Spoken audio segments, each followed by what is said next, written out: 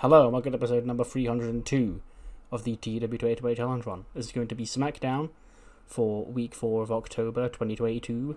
And one thing that I forgot to mention was that this is Halloween Havoc themed.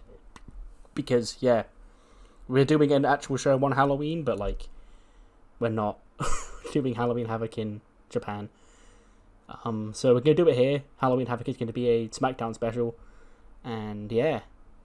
It's going to also be a big night because we're going to crown the number one contender for Seth Rollins at One Night in Tokyo. The main event is a fatal four-way between The Miz is in it because I guess he was nagging Pierce so much. AJ Styles is in it, Big E is in it, and Cesaro is in it. So the latter two moving over to SmackDown following the expansion. And we're also going to see Utami versus Bayley and the singles in-ring debut, not even singles, just the general in-ring debut of David Mato. And he takes on Johnny Gargano. And a whole lot more. Oh, and also, I forgot, because I didn't actually officially announce it, but it was mentioned in a segment. We are going to see the journey of the House of Black as they travel to wherever it was that Ezekiel invited them last week. Without any further ado, let's jump straight into the show.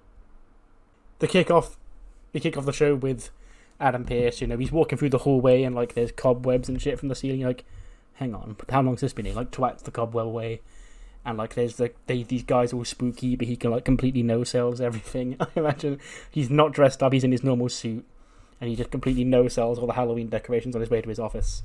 Then he opens the door, and we close the door the camera's in front of Pearce. Well, so we can see when he closes the door, that Morgan is behind him in her Halloween costume. But Pearce hasn't noticed her yet, and then she's like, "Boo!" And then Pearce is like, it's just you. Hello, Morgan. What do you want from me? First of all, welcome to SmackDown. He's like, yeah, I really had to get us moved over. You know, things with Harry and Raw were going a bit weird. You know, and I really had to get her away from. I'm not going to say her name, but yeah. The girl, the friend she made over there. Anyway, happy Halloween. You don't look dressed up. Who'd you come as? A boring manager? And Pierce goes, no, Morgan, I am a boring manager. What do you want? She goes, I was just wondering if I could throw a Halloween party in catering tonight, because it's Halloween and all. And he goes, just try not to break anything. She goes, yeah, okay. Then we go off to... We've got to have some sort of backstage Halloween-y skits. But then we get our opening contest, which is the Bayley-Utami match. And they have no chemistry. So I'm glad that I did this on SmackDown and it was a big pay-per-view match. I'm getting really fucked up by chemistry recently, it seems. But Utami wins by DQ. I was going to make this a trick or street fight, no DQ themed Halloween match. But I literally couldn't because the finish was a DQ. So, yeah, Utami wins when Core and Dakota run in and attack her after she assumingly had Bayley beat. 73 for Bayley, 76 for Utami. They just don't click. Of course they don't game. Go fuck yourself. And then the 3-on-1 assault continues when Outrun Anne-Marie and Kelsey to even the odds again. Probably with weapons this time. And they chase them off. And Anne-Marie goes, you girl think you're so tough, don't you? You're not so tough when the numbers are even against you. So how about this? I mean, Bayley, we all know you're not busy Sunday night. Oh, neither of us three. So how about you three against us three in a 6-woman tag team match? And Bayley goes, fine, you know. If I really want to prove that we're going to take control of this division, you know, it'll be the last match you three ever have.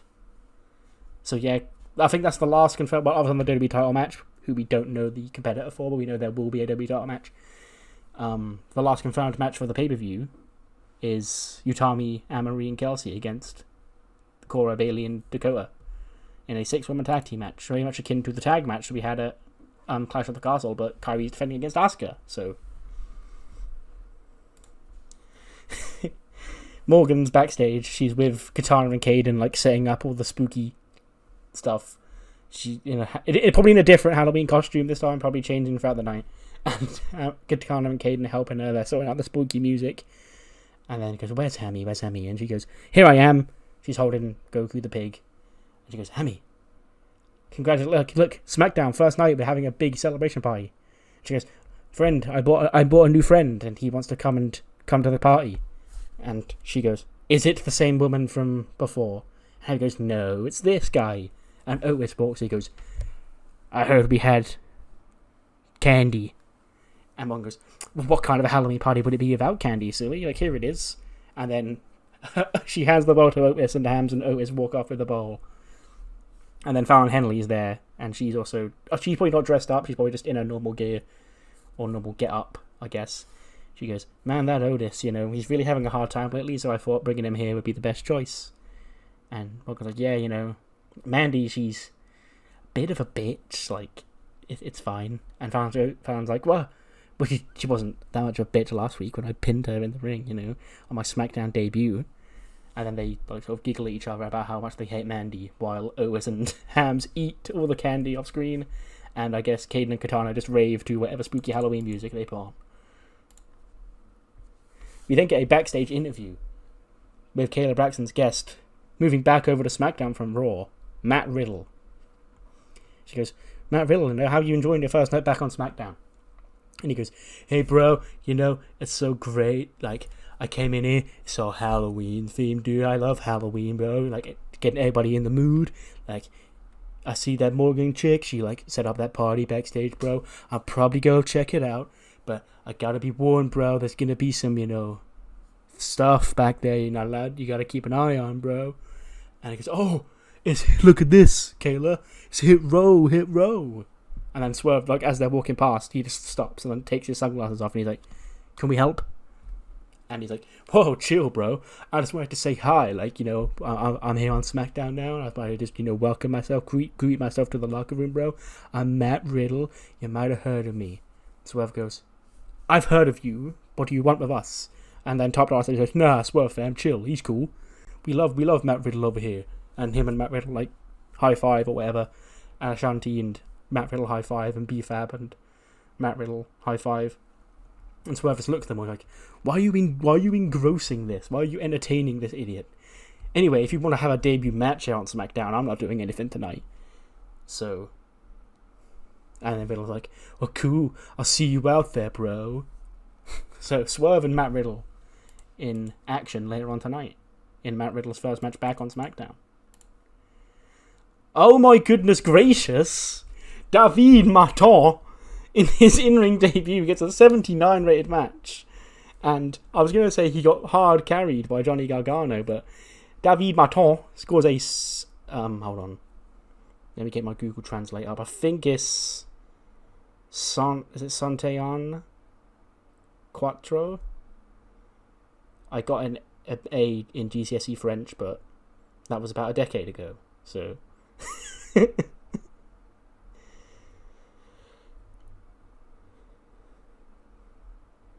74.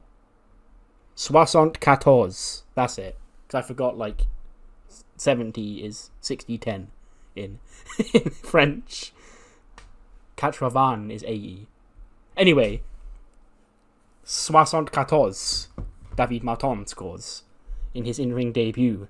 And why did this not pick up the finish? I had Violet Martin, like, distract Gargano, and then David rolls him up to score the pinfall win in his in-ring debut against Johnny Gargano. So yeah, bang-up match, and quite the win for young David. We then get Pierce in his office again, and then in walks the Miz and Grace. But we just hear, like, off the screen, we hear the sound of sarcastic applause. And then in walk Miz and Waller, who aren't dressed for Halloween because they hate Halloween. And then Miz takes his sunglasses and he goes, well done, Pierce. For the first time in my life, I like to criticize everybody when necessary, but it would be beneath me to not give credit where it's due. For the first time in my life, Pierce, you have made me proud.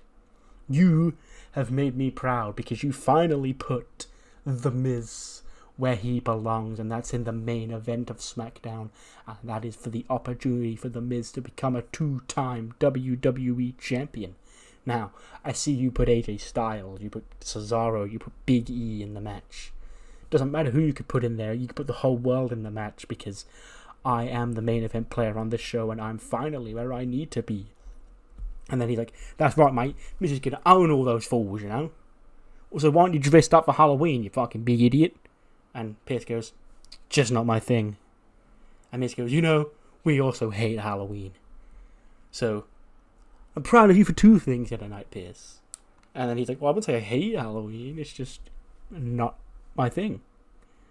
And Miz goes, you're losing me a bit here, Pierce.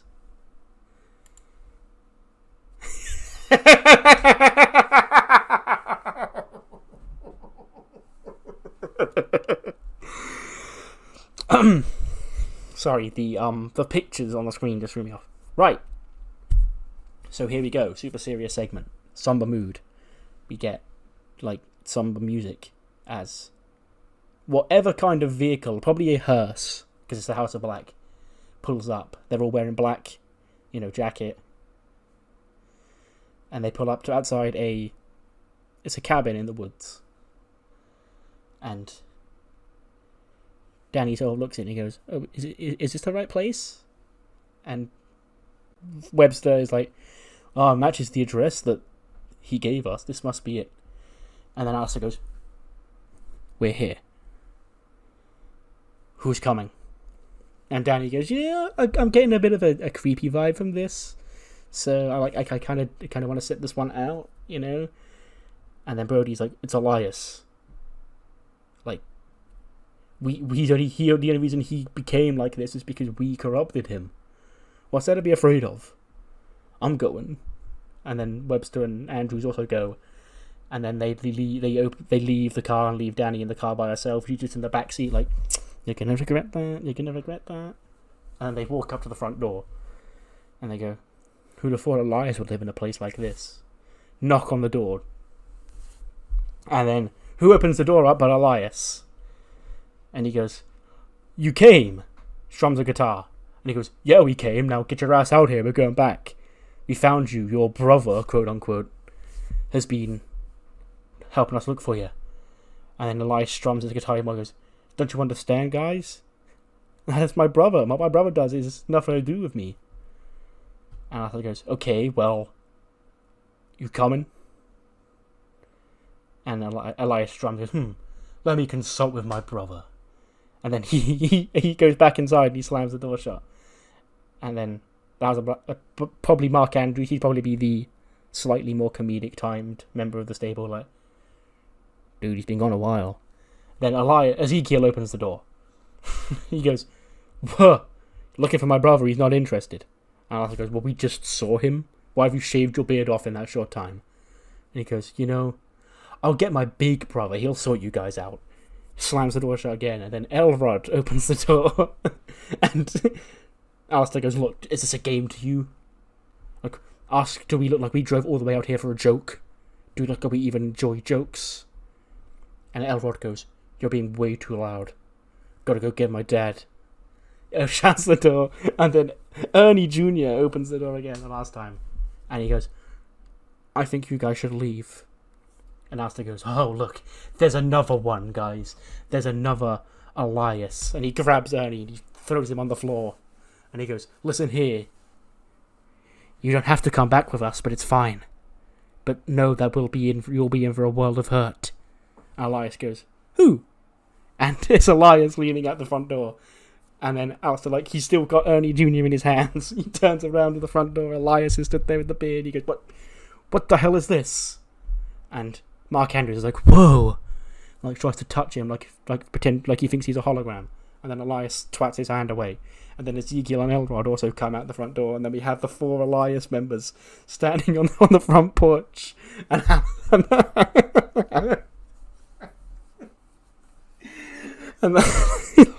fuck. And we have the 4 Elias family members standing on the front porch. And the House of Black are like, okay, so, like, what's going on here? Andrews goes, Alistair, I think there really is 4 of them. And he goes, I can see there's 4 of them. I still don't believe it. How is he pulling this off? And Webster's like, well, it is Halloween. And then Andrew goes, and then Alistair's like, he's got a light bulb going off in his head. He goes, it is. He like puts his arm around Webster and he goes, it is Halloween.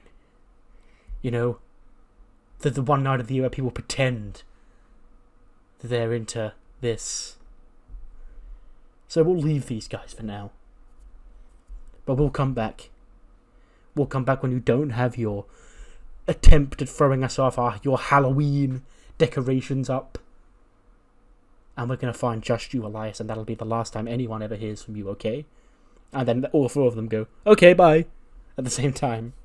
And he goes, ugh. And then they walk off screen, and the four Elias guys are still on the porch. And then Jr.'s like, who are those guys? And Elias just strums his guitar and he goes, just some old friends, Dad. And then all four of the Eliases walk back in as House of Black return to the hearse that they drove in.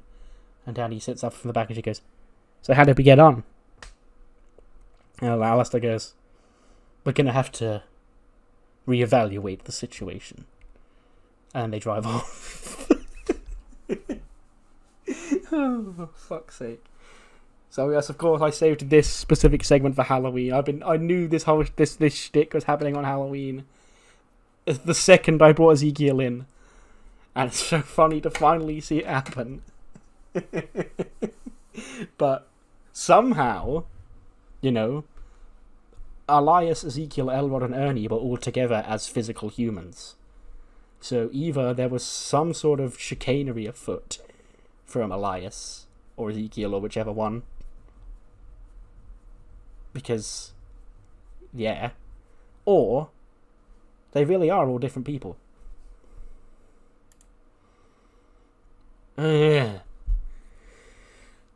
So sick of mid-ass matches. Like, TEW trying to fuck me over because apparently there's no psychology.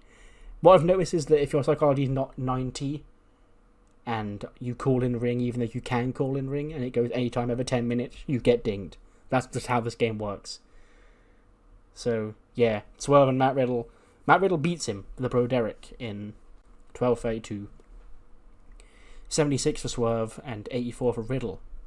And after the match, he celebrates his win. He's like, yeah, bro, that was awesome. And Top Dollar, Ashanti, and B-Fab get into the ring to like check on Swerve. And Riddle's like, oh, tough luck, bros. And Top Dollar's like, okay, bro, yeah, okay, you got him good. And then Riddle steals Top Dollar's beanie and puts it on his head and like does his pose with it. And Top Dollar's like, oh, you know, it kind of fits you. Like, you're kind of looking fresh. And then Ashanti and B-Fab also like gas up Riddle. And Swerve's in the background like, hello.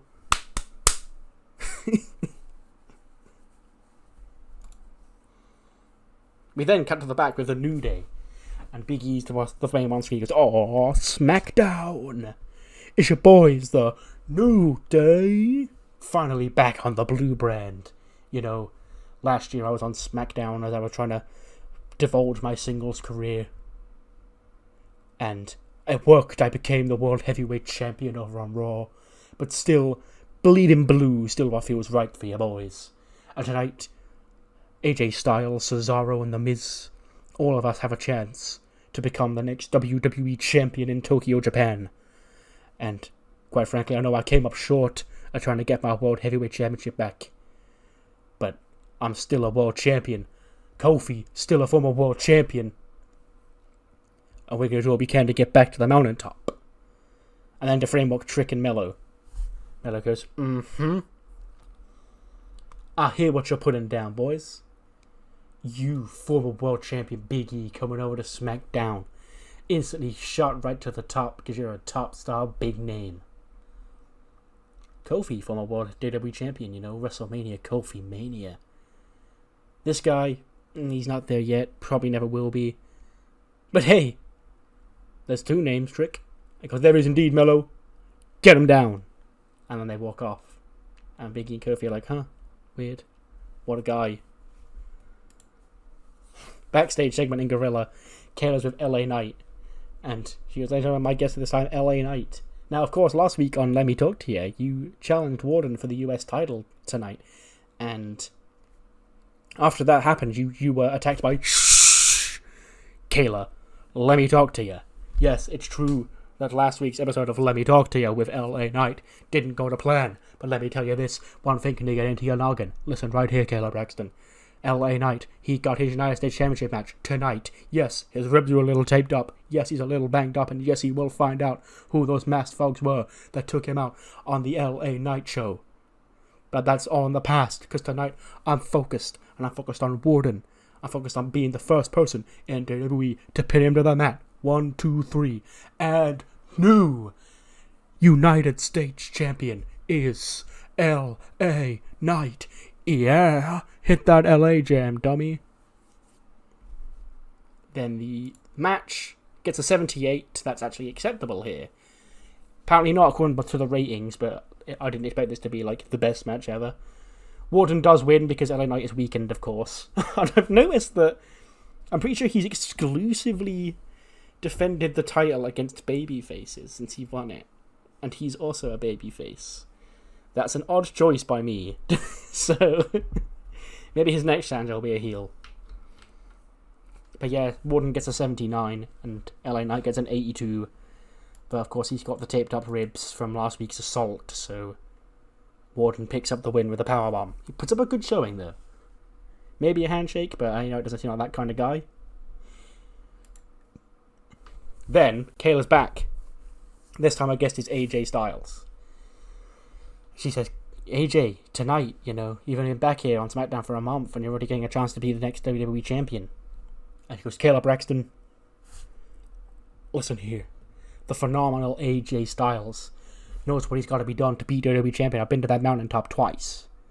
Okay? We're going to the Tokyo Dome. 48 hours time.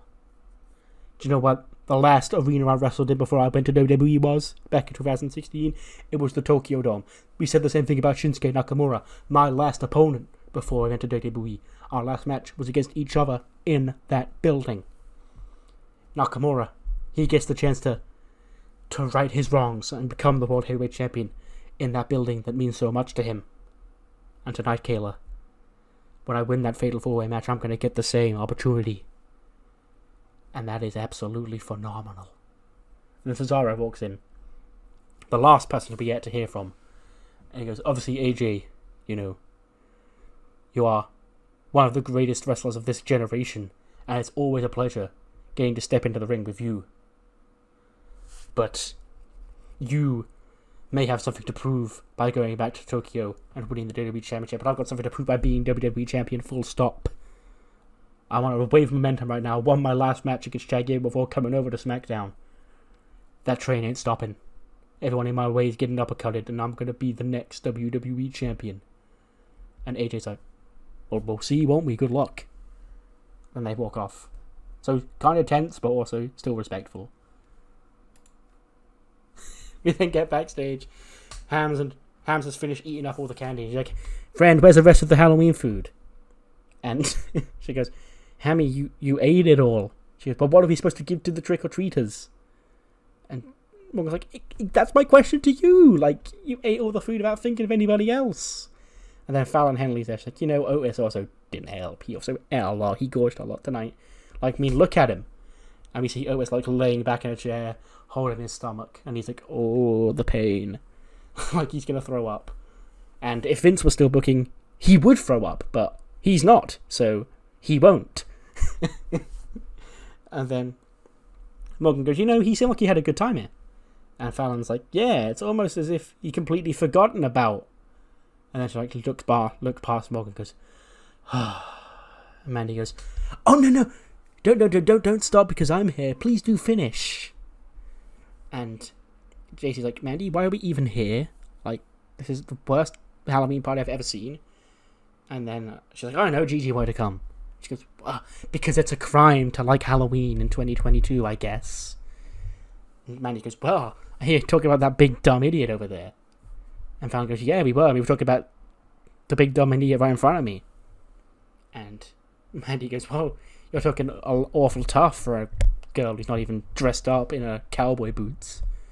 And then Fallon's like, you're talking a lot of tough for someone who got beat by that girl last week. Yeehaw, bitch. And he goes, well, that was just me by myself. You got lucky once. I've got JG and JC by my side. So 3-on-1, you're kind of outnumbered here. And then Ham's like, she's not outnumbered, she's got us. And Morgan goes, she didn't put it the best way, but sure, we'll team with you against these three. And then Ham goes, trick or treat. And then Fallon goes, oh, that's a good idea. In the spirit of Halloween, how about 6-woman tag team trick or street fight tonight? Us 3 against you 3. Mandy goes, great, we'll see you out there. Come on, girls. JC follows her off, and Gigi sort of like delays, and he's like, can we not stay for a little longer? And Mandy's like, no, come on. Fallon goes, oh, didn't think I'd be having a match tonight. I'm not even in my ring gear. And then the camera pans across, and there's Morgan and Hams in their cosplays. Probably like Goku and Vegeta or some shit. And Morgan goes, yeah, sucks. Well, you better go get changed. And she's like, well, we won't match. Like, you two are wearing your cosplays, we won't match. And then Morgan goes, it's fine, I think I've got a Gigi in the car. Oh my god, and now we get to this. What a show. Making SmackDown 3 hours was the best choice. We get Pat McAfee's in the ring with tonight's local enhancement talents, Charlie Ryland and Robin Christopher. And Robin's like, oh, we're going to win this tag team match. You know, I teamed up with some other guy before. Like, he wasn't as good, he was kind of crap. But this guy, Charlie Ryland, he's the best. My bestest friend in the whole world. He's the coolest guy I've ever met. And Charlie Ryland's like, hell yeah, I'm Charlie Ryland. I'm awesome, and me and him are going to make our mark here on SmackDown as a tag team. And Robin goes, hell yeah, up top. And they high five. And then out come Keith Lee and Braun Breaker. And Keith Lee's got a mic. And he goes, so Braun, it's time to put that plan we put into action. You know. But I'm not going to rush things into two things. You know, it takes a time to build a steady tag team chemistry. I went out and found 2 of the local guys from around these parts, and we're going to hopefully beat them and prove that we're the best tag team here in WWE. Slowly but surely. Braun goes, well, you could have picked someone at least a little bit more challenging, Keith. I mean, come on, I could smash both these guys by myself. And Robin goes, what did he just say, Charlie Ryland? And as they turn their back, Robin charges at Braun Breaker before the match starts in a manner that can be described only as reckless. And yeah, the tag team match begins. Of course, the Limit Breakers make short work of our local enhancement guys here tonight. Braun Breaker pins Robin Christopher with the Gorilla Press Power Slam. 82 for Keith Lee, 79 for Braun Breaker, 30 for Robin, and 55 for Charlie Ryland. Up top. Hell yeah, Charlie Ryland. We then get Anthony Nese. He's in his suit, and he's talking to Drew Gulak, Timothy Thatcher, and Oney Lorcan. And he goes, Mr. Gulak, you know me, Anthony Nese, your good old friend. You know, you guys are on your quest now to redefine Cruiserweight wrestling. Because you think that the days of the high-flying Cruiserweight wrestling are over, and you deserve to be more technically based and more athletically gifted. And Oney goes, that's right! Got a problem with that? And he goes, no, I'm just saying, like, as the manager of the Cruiserweight division and the man who will put Cruiserweight wrestling back on the map, this isn't the face of Cruiserweight wrestling I have in mind. Because when I think of Cruiserweight wrestling, I don't know about you, I think about Rey Mysterio, think about the Masked Luchadors. So to me, that's the face of Cruiserweight wrestling. And while I may try and redefine that face of Cruiserweight wrestling, I'm going to need you to, you know, relax on your whole plan, because, well, Cruiserweight wrestling belongs to me. And Thatcher steps in, he goes, as a matter of fact, I've been cutting weight. I'm now under 200, I'm 204 pounds and counting. So, if you want to see what a real Cruiserweight can do, watch Velocity, because I'll be wrestling. And then they walk off, and Anthony Nese goes, I mean, I'm sure you'll do great, but, like, really? Timothy Thatcher, face of Cruiserweight wrestling, give me a break. Kairi cuts a pre-recorded promo, because I imagine she's already in Japan, doing media rounds for the show. And she just cuts a promo from, like, some location in Tokyo about Asuka and how she's so happy to finally get to face Asuka once again. Asuka doesn't do one herself because she's not cleared to wrestle until Sunday. That's actually why I remember once I was like, oh, it could be next Saturday, and I was like, no, it has to be Sunday, because Asuka is still injured for exactly 2 days, so she will be cleared the day of the pay-per-view. So, yeah. Kairi just cuts a pre-recorded promo from Japan about the match. For fuck's sake. Angel Garza is backstage, and he's got his 2 MILFs in Halloween costumes. I imagine Dixie's like not as comfortable in the attire, but Maria, like, she's rocking out. This is what she's been waiting for. And Garza goes, "Perfecto. Mwah. You 2 ladies look extravagant." And Dixie goes, "I don't know, honey, I don't think it's me." She goes, "Oh, no, it is. This is for everyone, you know. Everyone looks super sexy in their costumes tonight." And then something catches his eye from off screen, and he goes, ooh la la, hold on a second. And then he approaches Candice, who is in her Halloween cosplay, and he's like, "Hola." She goes, "Hello." And she goes, "May I say you are looking exquisite tonight?" And Johnny goes, "I mean, you can if you want to get your teeth knocked down your throat." And he goes, "Hey, relax. You know, I just wanted to say hi, you know, give her this. Happy Halloween." Hands her a rose, and she's like, "Thank you." And Johnny goes, "You better watch it, old man. You know, it's your first night back on SmackDown. You don't know how things work around here." And Garza goes, "Ooh, what is little Johnny Wrestling gonna beat me up?" And then Ciampa walks in with his steel chair in his hand. He like folds the chair up in his hand and like holds it. And he goes, "I might." And then Garza's like, "Oh, okay.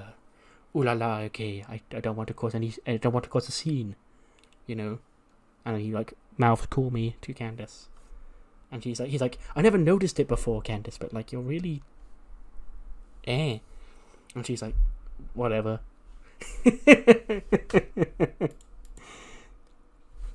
Just a way to get Garza booked on the show because he was moved over from Raw. 66. You know what? Fine. I'll take that. The 3v3 trick or street fight. You know, you've got the pumpkins and shit. Gigi probably gets a pumpkin on her head because she'd overly comically sell that. And, you know, table spots and Halloween shit, with the finish being JT out on the table, Hams with a big splash through the table, the poker splash, 1, 2, 3, and the babyfaces get the feel-good win here on the Halloween show. 46 for Hams, 68 for Morgan, 35 for Fallon, 57 for JC, 56 for Gigi, and a 68 for Mandy. Gigi was really off her game, apparently. She loves Halloween so much that I guess she got distracted by everything going on. That could be the only reason, I'm sure. There was even a Joshi over there that she could have injured, but it didn't happen, so...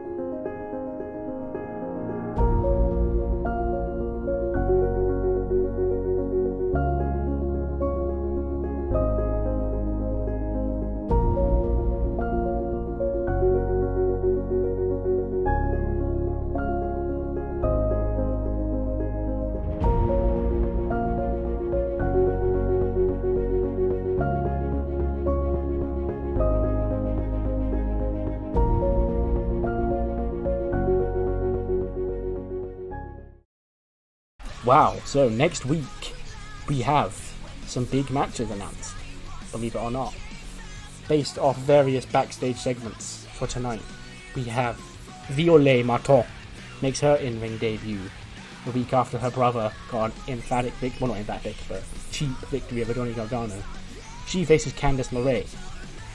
And also announced, after their bizarre backstage skit earlier on, Carmelo Hayes went to Adam Pearce and he's got a match against Kofi Kingston of the New Day, 1-on-1 next week. And also announced is the last match for One Night in Tokyo, other than the WWE Championship match, we don't know who will wrestle Seth Rollins yet, will be the Damage Control trio of Bayley, Dakota Kai and Cora Jade, taking on Utami Hayashishita and Double Trouble, Amory Pearl and Chelsea Cook.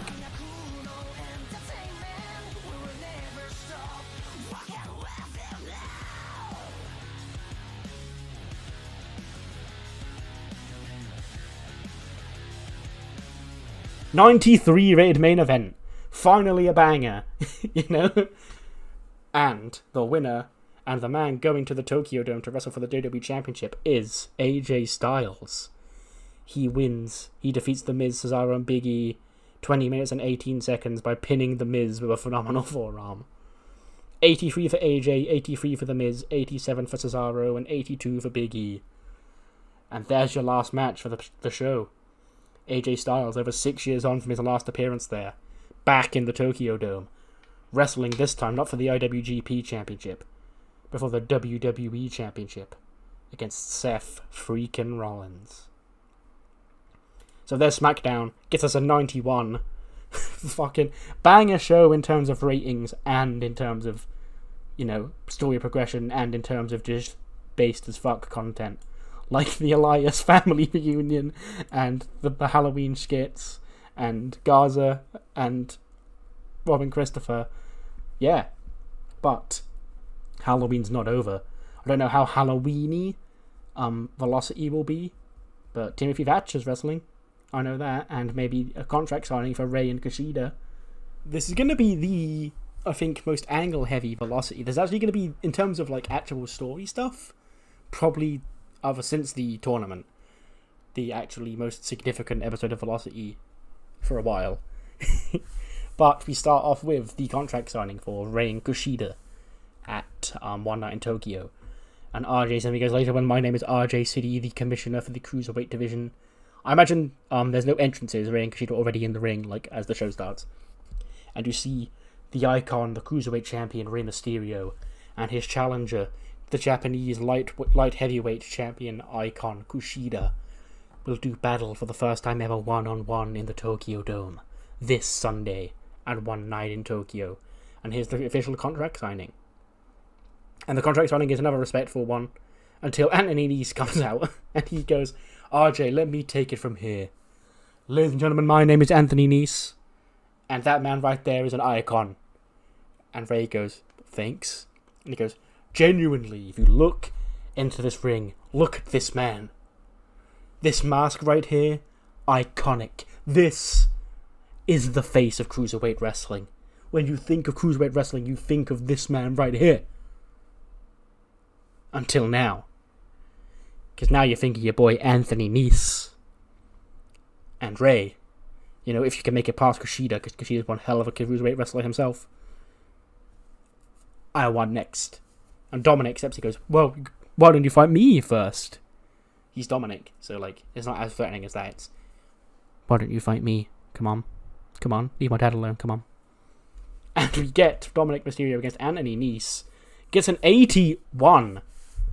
Dominic beats Anthony Nese with a 619 in 10 minutes 38.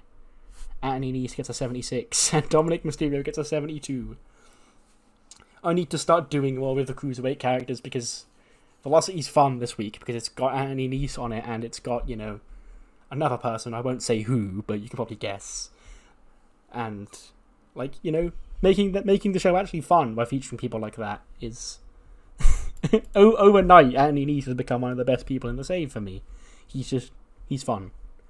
And you can believe me or not, I'm not going to say big plans, but I do have plans for him. I have a story for him penciled in up until WrestleMania. So, like, get used to seeing Anthony Nese's face on mainly Velocity, but also maybe Raw or SmackDown. 65, I wanted to give Evan Bourne a win. He came back last week just like in a fatal 4-way and lost because Kushida won. So he beats Reggie here. Corkscrew moonsault, 716. 65 for Evan, 49 for Reggie. With that in the ring, the Lady Killers, the Scotsman, you know, Zachary Ben-Shahar, Gregor Ferguson, Lennox Duncan.